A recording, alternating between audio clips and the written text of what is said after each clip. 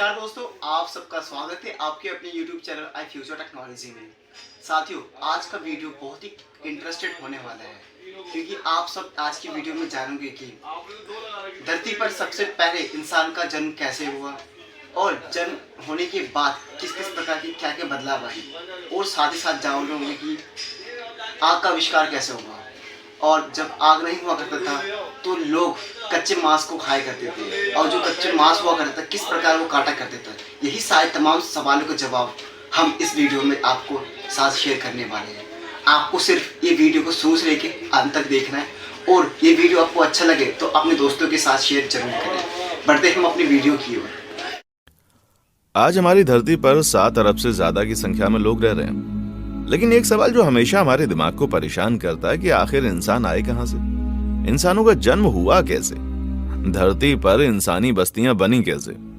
आज जहां हम हैं वहां कभी डायनासोर्स का राज था, तो फिर ऐसा क्या हुआ कि डायनासोर्स की जगह इंसानों ने ले ली। अगर आप भी इसी सवाल से परेशान हैं तो चलिए आपकी परेशानी को दूर करते हुए समझाते हैं कि आखिर इंसान पृथ्वी पर आया कहां से। आज से लगभग 65 मिलियन साल यानी कि 6.5 करोड़ साल पहले एक एस्ट्रॉइड लगभग 70,000 किलोमीटर प्रति घंटे की रफ्तार से पृथ्वी से आ टकराया था।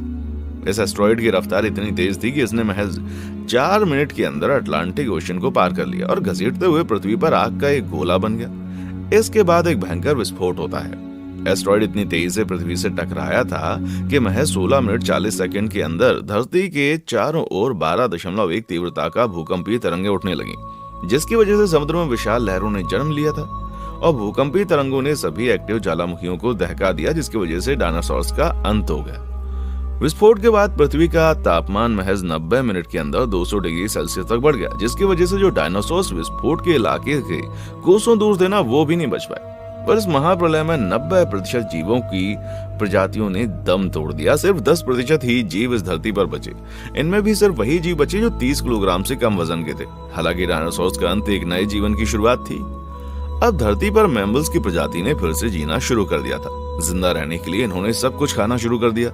फिर धीरे धीरे इतने बड़े महाप्रलय के बाद अब धरती नॉर्मल हो रही थी, फिर से हरियाली आ रही थी। धीरे धीरे धरती पर बचे जीवों में एडेप्टिव रेडिएशन की प्रक्रिया शुरू हुई और नई प्रजातियां जो पहले से बड़ी थीं उनका जन्म हुआ। आज से लगभग 5.5 लाख साल पहले इयोसिन एपोक में बंदरों की प्रजाति ने धरती पर कदम रखा। इस प्रजाति में एक जरूरी बदलाव देखने को मिला। दरअसल इसकी स्पाइनल कोड को दिमाग से जोड़ने वाला जो होल, जिसे आप फोरामेन मैग्नम कहते हैं, वो शिफ्ट होते होते सेंटर तक पहुंच गया। इससे हुआ यूं कि ये पहली प्रजाति बनी जो सीधे चलने लायक थी। ये बात है आज से लगभग 4.7 करोड़ साल पहले की, जब पृथ्वी के वातावरण में लगातार बदलाव होने शुरू हुए। इन बदलावों के चलते धरती की टेक्टोनिक प्लेट्स में हलचल हुई और हमें वो भाग मिला जहां आज हम भारतीय रहते हैं। टेक्टोनिक प्लेट्स में हलचल की वजह से इंडिया एशिया महाद्वीप की तरफ बढ़ने लगा, और जब इन दोनों का टकराव हुआ तो हमें दुनिया की सबसे ऊंची चोटी यानी हिमालय पर्वतमाला मिली। इन पर्वतमालाओं की वजह से हवाओं का रुख बदलने वाला था। इनसे पिघलकर जो बर्फ गिर रही थी आगे चलकर वही नदियों में बदलने वाली थी। जी हाँ, वही नदियां जो आज आपकी प्यास बुझाती हैं। आज से लगभग 2 से 3 करोड़ साल पहले ओलिगोसिल एपोक में एक बड़ा परिवर्तन देखने को मिला। अब धरती पर ऐसे जीवों ने जन्म लिया जो खुले मैदानों में रह सकते थे।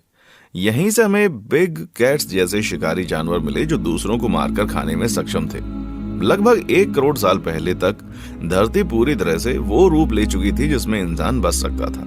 आज जैसे पृथ्वी को हम देखते हैं ना, वैसा रूप 1 करोड़ साल पहले तक लगभग तैयार हो चुका था।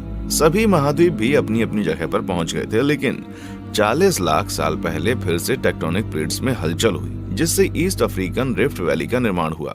इस पर्वत श्रृंखला ने जहां के जंगलों को हवा और पानी से दूर कर दिया, जिस वजह से यहाँ के घने जंगल सूखे मैदानों में तब्दील होने लगे, जो कि यहाँ रहने वाले एप्स के लिए खतरा था।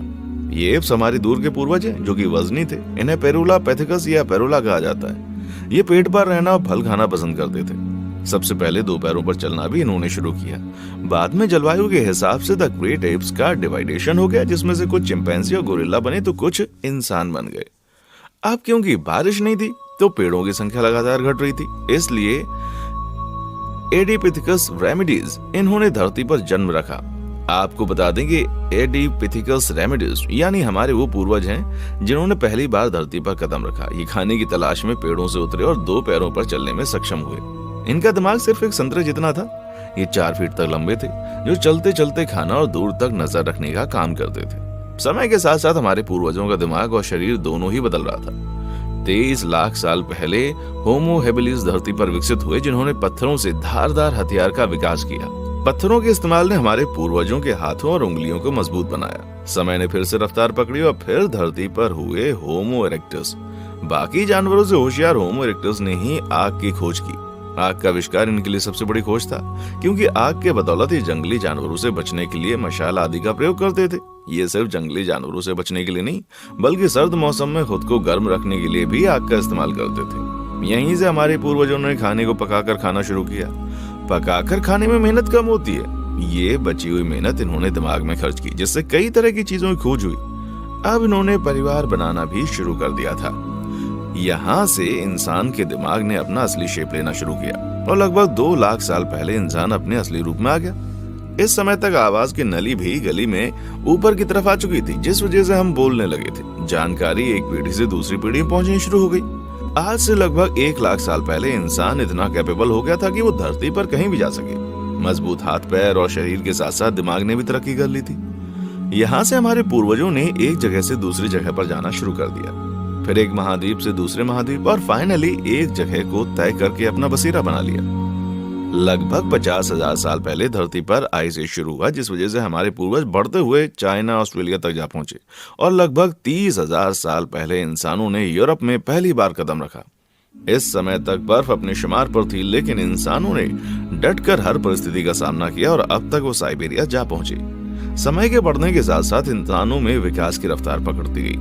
अब तक इंसान बर्फीले इलाके के साथ साथ सूखे मैदान, ऊंची पहाड़ियों से लेकर घास के मैदान हर जगह पहुंच गए और इंसानी बस्तियों को जन्म दिया। अब तक इंसानों ने खाने की तलाश में खेती और पशुपालन भी शुरू कर दिया। धीरे धीरे इंसानी बस्तियां कस्बों और कस्बों से कॉलोनीज में बसती गई। पशुपालन से दूर अब तरह तरह के व्यापार को इंसान जन्म दे चुका था। धीरे धीरे इंसानों ने विज्ञान तकनीक के क्षेत्र में गति की। इसी विज्ञान और तकनीक की मदद से आज इंसान चांद पर पहुंच गया और सिर्फ चांद पर ही नहीं, दूसरे प्लैनेट्स पर जीवन बसाने की भी सोच रहा है, ताकि फिर से कोई एस्ट्रॉयड हमारी इस खूबसूरत दुनिया को बेरंग न कर दे।